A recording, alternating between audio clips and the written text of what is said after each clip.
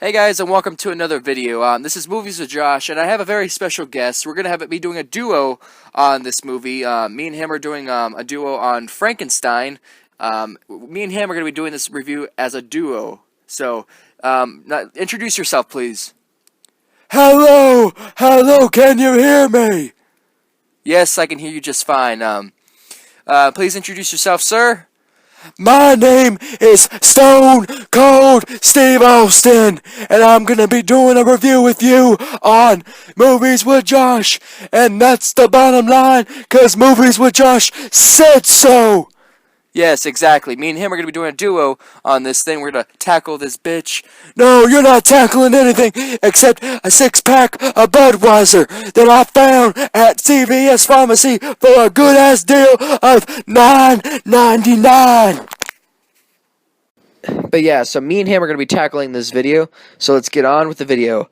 Mr. Austin, what you got to say to our audience members, our moviegoers out there? Moviegoers, this is Mr. Stone Cold Steve Austin.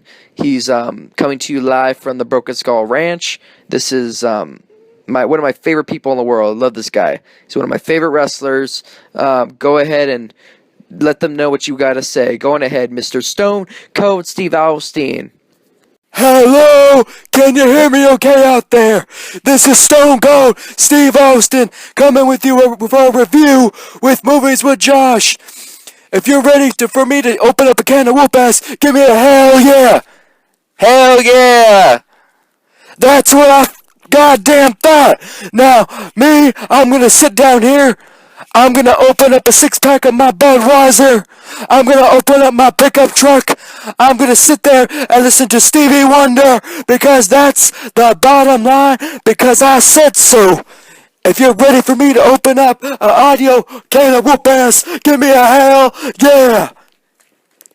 And that's the bottom line, because Movies with Josh said so. Me and Movies with Josh are gonna be doing a review on Frankenstein. I said Frankenstein. I said Frankenstein. What? What? You don't know what Frankenstein is? Well, I'm about to teach you, and I'm gonna be going through my list, and I'm gonna be fixing through all of them. So let me introduce to you my host in this show, Movies with Josh. How you doing? Hey, Mr. Austin 316. This is actually my show. What? I said this is my show. What? I said this is my show. What? Anyways, okay, well, you could be. What? God damn it. Well, everybody, welcome to another video. Me and Mr. Stone Cold Steve Austin is my name. Thank you very much. Thank you, Austin. Me and Stone Cold Steve Austin. What? Oh my god. Me and Stone Cold are going to be doing a duo review on a movie called Frankenstein, the original black and white movie, one of my favorite horror movies of all time. And that's the bottom line, because Movies with Josh said so. So go to the commercial break, damn it. So I can open up my six-pack of Bruce Weiser. Okay, just to let you know, we don't have commercial breaks, Stone Cold. What? What do you mean we don't got commercial breaks? There better be a goddamn commercial break, because I gotta open up a can of whoop ass on this motherfucking show. Okay, Austin, calm down. What'd you say to me, son? You don't tell Austin 316 to calm down. I'm gonna get my size 15 and put it straight up your ass. Okay. Anyways, me and him are going to be doing this review, so give me a second. Me and him are about to put stuff together. What do you mean? I'm ready to go, damn it. The movie that we watched was Frankenstein, starring Boris Karloff as the monster. I said Boris Karloff, the one who plays the monster. The movie came out in 1931. By that time, Austin 316 was nothing but a speck of dust in the Earth's atmosphere. I said the Earth's atmosphere. Is there anything you'd like to add on that, Mr. Movies with Josh? Yes, I actually do, actually. What I want to do is give you guys a little fun fact that I found actually online that I didn't know, and you guys can probably learn something. We're about to crack open a can of trivia whoop ass, okay? So I'm going to give you guys this little fun fact. I didn't know this, but the popular image of Frankenstein's monster as green skin was sourced in the film. Jack Pierce's applied a grayish-green grease paint from the monster's skin that appeared as a deathly pale gray tone on black and white film. This contrasted with the gray values of the normal character in the movie. So basically, it applied well to film. So what you see in the film gives off a better impression than it does when you see him in person. They used a much, I guess, more contrastive color to make his character kind of pop when you see him on this movie screen. You can see it too. He has like these very droopy cheekbones that give him this kind of constructure, like he's like basically inhuman. Like he literally looks like he just got dug up out of a grave. So at this time, this movie was basically one hell of a, I guess, change to movie culture. I think, in my opinion, Jack Pierce did an excellent job on doing all the Universal Monsters makeup. I haven't seen one, I guess, badly made Jack Pierce makeup. He's the makeup artist. If you guys don't know that, he's the makeup artist behind the Wolfman. I don't know if he did the Hunchback. I don't know off the top of my head. I'd have to look it up. I'm pretty sure somebody out there knows. Post it down below in the comments. But he did Frankenstein's monster. He also did the Bride of Frankenstein's makeup. And yeah, he did a bunch of Universal Monsters that I'm kind of like thinking about, and just like, wow, he did excellent. He's the one like behind these monsters, like their look basically, and I applaud him for that. 10 out of 10, sir, of customer service. Now, Austin, would you like to tell them about the opening scene in the movie?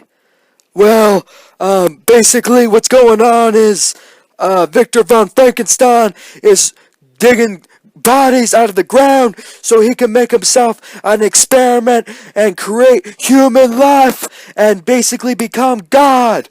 So what happens in the beginning of the movie, him and I guess his faithful assistant, I call him Igor, but he doesn't really give a damn. I don't really give a damn what his name is, but he comes in, he steals some bodies, he also cuts down a body that's hung up on a noose of a, I guess, insane criminal, and he needs basically a brain to put in these bodies so he can bring him to life. So Igor, I'm going to call him Igor for right now, he goes off and basically steals a brain from this science lab where they're talking about the human brain, and basically he accidentally grabs the wrong brain.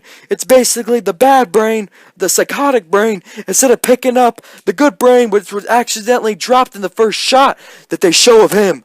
Up in the goddamn thing like he has butterfingers. I'm about this close to sticking up a can of whoop ass right now on this dumb son of a bitch for dropping a perfectly good brain that he could have used for his own self.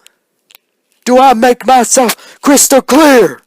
So he returns back to the lab and thinks he does a good job. They connect the brain. Victor von Frankenstein's wife Elizabeth is very worried about the son of a bitch. He's been away for God knows how long. He's been gone from everybody, his family and friends. But basically, he's secluded. He's in a damn tower trying to make some bodies come to life so he can make his own damn experiment and make human life come back to life with his own damn hands. Would you like to continue Movies with Josh from where I'm talking about? Yes, I would. Okay, so basically, yeah, they're starting an experiment. They put the brain inside of him. I guess they use electricity to bring the body back to life, and thus the creation of Frankenstein's monster. The quality of the monster, Boris Karloff's interpretation of him, it's more animalistic. It's more like you can feel the emotion pouring out of his monster. Okay, let me give you a picture in your head. Okay, flat top head, droopy eyes, with black highlights underneath the eyelids to make him look tired. A black suit that isn't fit well, which I don't know. I think it gives the monster a little bit more. I don't know. It gives him more of a look that's like distinguishes from the rest of the monsters. What do you mean? Distinguishes from the monsters? It's his own damn character, damn it! Yes, exactly. It's his own damn character. Yeah, give me a hell yeah! Hail yeah. So anyways, Yeah, that's what I thought, damn it. so so me watching it for the first time when I was a kid, just seeing this character was just amazing. Boris Karloff's interpretation of Frankenstein's monster is by far, to me, the best Frankenstein monster that has ever been shown on film. The way he moves, the way he reacts to certain things, like in his thought process, he's a very brilliant man. Boris Karloff is an awesome, brilliant man for what his thought process behind the monster. He got into the shoes of this monster, made it his own character. Like when you first see like light for the first time, he puts his hands up to see like to reach for it, but it's not unreachable, and he wonders why he can't grasp it. And it's just you can feel like this monster is just feeling so much like doubt. Like you can feel like he has emotion for something that's dead, basically.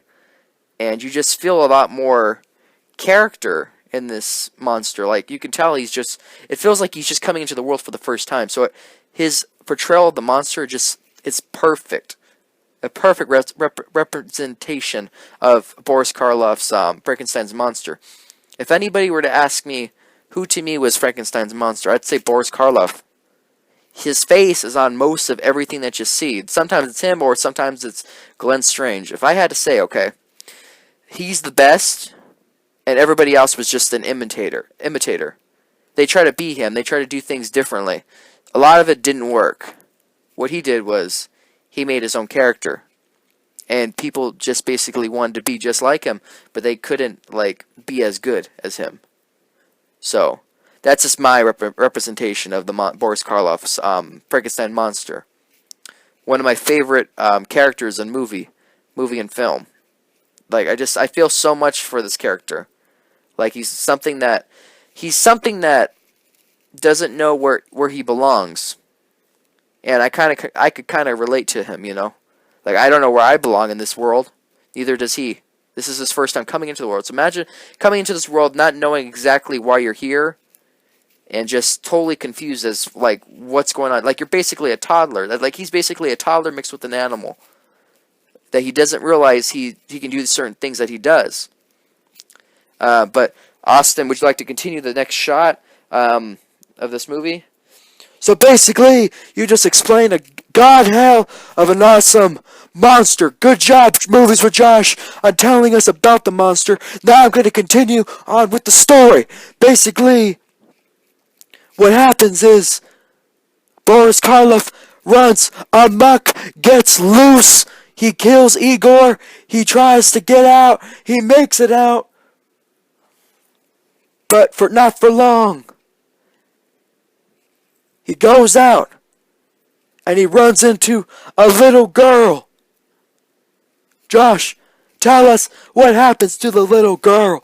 And go in detail if you like. Okay, so he interacts with his first little girl for the first time. It seems like innocent at first, and they're basically throwing in these like flowers into the to show that they float. So he's still a kid, you know. So he thinks, oh, so if that floats, like he starts like he's kind of like a little bit curious, like he's like a little Curious George. What the hell did you goddamn say right now? He's not no damn Curious George. Curious George is a damn monkey. Frankenstein is a damn monster. Monster, damn it. Okay, I'm sorry, Mr. Austin. But yeah, so basically, he's playing with the little girl, and he wonders, I'm having fun.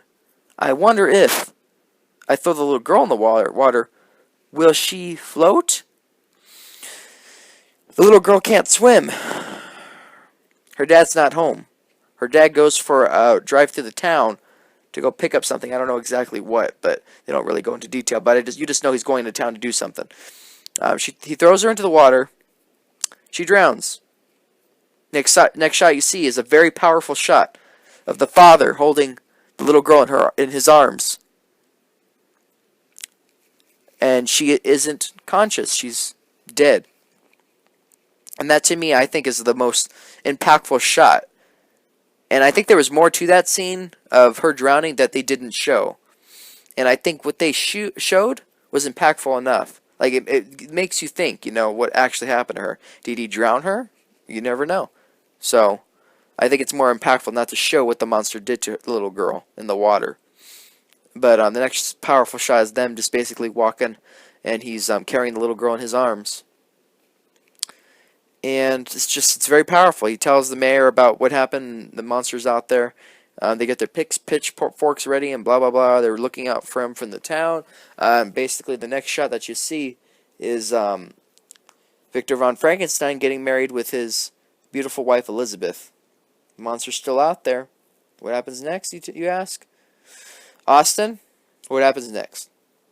So basically, they're getting ready for the wedding, and Miss Elizabeth is basically trying to look pretty for Mr. Victor von Frankenstein. I said Victor von Frankenstein. I don't know if his middle name's Von, but we keep on fucking saying it. I don't give a damn. Rat's ass.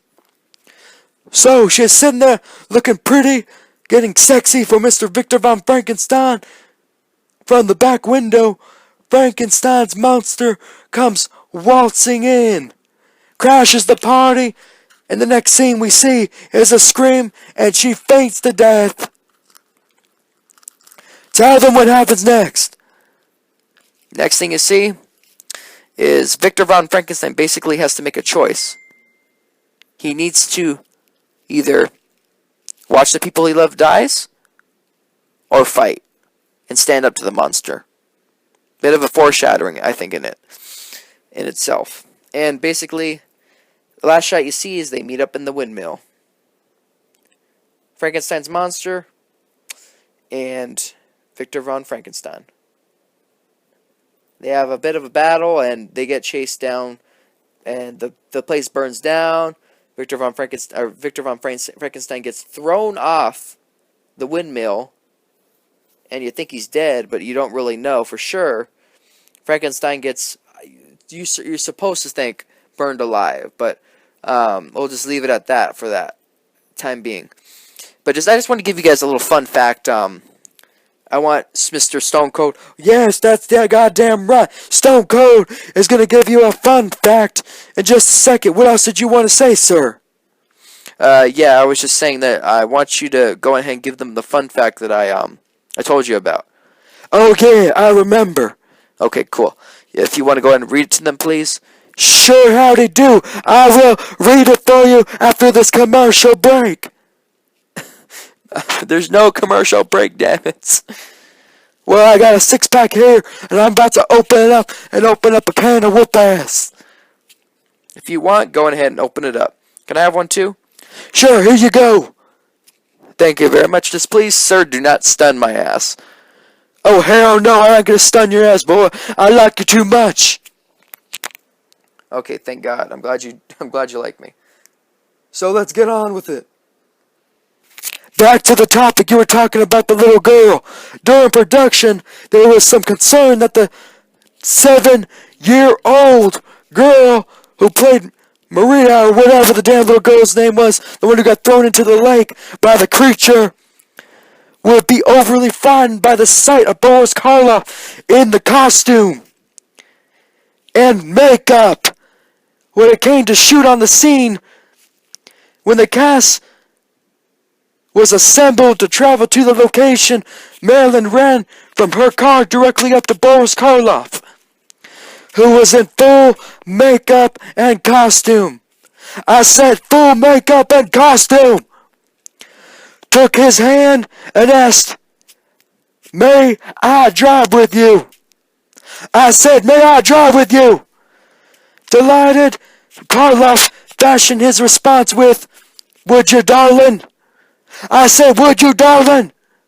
I said, would you, darling? She then rode to the location with the monster, and they became good friends after that. I think that is awesome. And a very interesting fun fact that I bet nobody knew except hardcore fans like me and Movies with Josh. We freaking fucking love Frankenstein's monster. Everybody else can kiss my white ass. And you can put lip balm on that motherfucker and shine that bitch up good. I will tell you this much. If anybody else says otherwise, meet me at my house. Anyways, yeah. So the movie, to me, I would probably rank it a 10 out of 10. I really do not. I don't believe this movie should get lower than any of that, because I honestly adore this movie. This is like my go-to movie with Universal. If I think about Universal Studios, I think, or not Universal Studios, but Universal Monsters. That's goddamn right. I thought you were gonna say that and fucking correct yourself, because that was incorrect. Sorry, sir. Mr. Austin, sir. You're right. Hell yeah.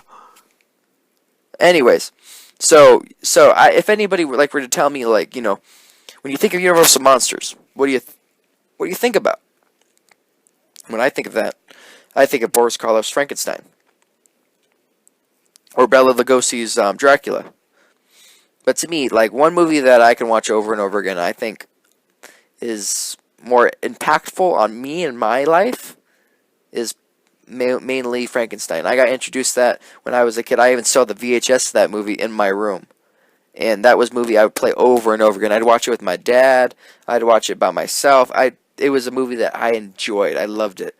But then when Bride of Frankenstein came around, and I got to experience that, which I will go through in the next video.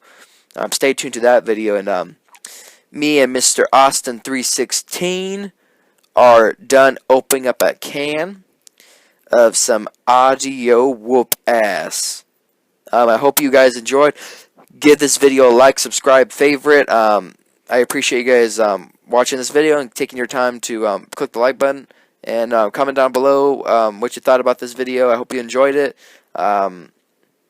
It's finally October, and I can finally get down to the nitty and gritty, my favorite time in the month. Austin, would you like to say any good words? Oh, hell yeah. I'd like to thank everybody for subscribing to Movies with Josh. And in the near future, if you like Austin 316, or you know what, don't even call me Stone Cold anymore. You can start calling me Cold Stone. Call me that from now on. I prefer that than Stone Cold. I like Cold Stone, so you call me Cold Stone.